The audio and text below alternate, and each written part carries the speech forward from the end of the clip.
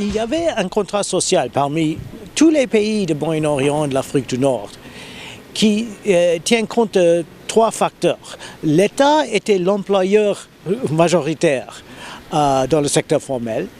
Aussi, l'État donne l'éducation et la santé gratuitement. Et il subventionne les carburants, l'énergie et aussi quelquefois l'alimentation. Et à l'autre côté, la population, grâce à cette largesse de l'État, ils n'ont pas levé la voix. Et ils tolèrent un peu la capture des rentes par les élites.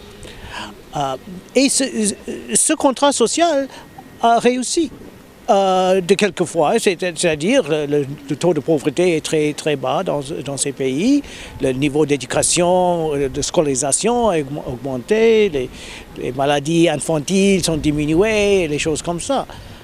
Mais aussi, il y a des problèmes. Le secteur privé n'avait pas pu créer l'emploi qui était suffisant pour absorber les jeunes qui entrent dans le marché du travail.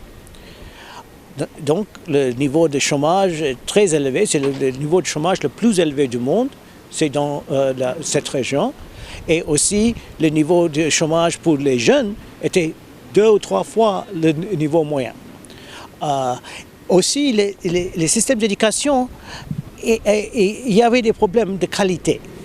Et c'est lié à ce système qui était gratuit, c'est-à-dire si l'éducation est donnée gratuitement, les prestataires, par exemple les enseignants dans les écoles ou les médecins dans les cliniques, ils ne sont pas redevables aux étudiants ou aux malades.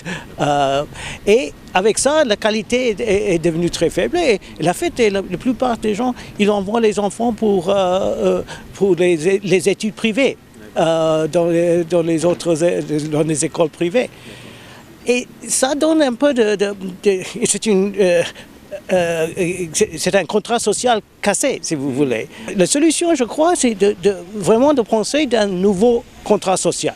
Oui. C'est un contrat social où l'État n'est pas l'employeur, mais l'État aide le secteur privé à créer l'emploi. Et comment est-ce qu'il peut le faire? C'est de diminuer cette capture des rentes par les élites. C'est le capitalisme de copinage qui a empêché l'emploi des jeunes. Tout l'emploi qui était créé dans des pays comme la Tunisie, comme l'Égypte, comme le Liban, était pour les petites entreprises, des entreprises de une personne. Et ces entreprises ne pouvaient pas augmenter leur taille, leur revenu, parce qu'il y a des monopoles grâce au lien avec les politiques qui empêchent la croissance des petites et moyennes entreprises. Donc, l'État doit promouvoir la concurrence dans les marchés domestiques, de donner la possibilité que ces petites entreprises peuvent créer l'emploi et agrandir. Deuxièmement, il y a des choses qu'on peut faire pour introduire un peu de redevabilité dans le système d'éducation. Par exemple, les bons. On donne les bons aux élèves et on peut dire, vous pouvez choisir n'importe quelle école que vous voulez. Et si vous allez à une telle école, l'école reçoit le bon.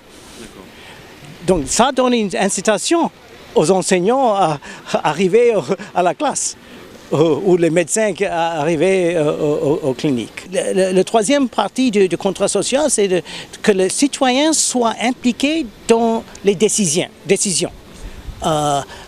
C'est une chose qui est peut-être différente du système ancien, mais c'est vraiment la deuxième partie du contrat social, c'est la participation des citoyens dans la vie civile.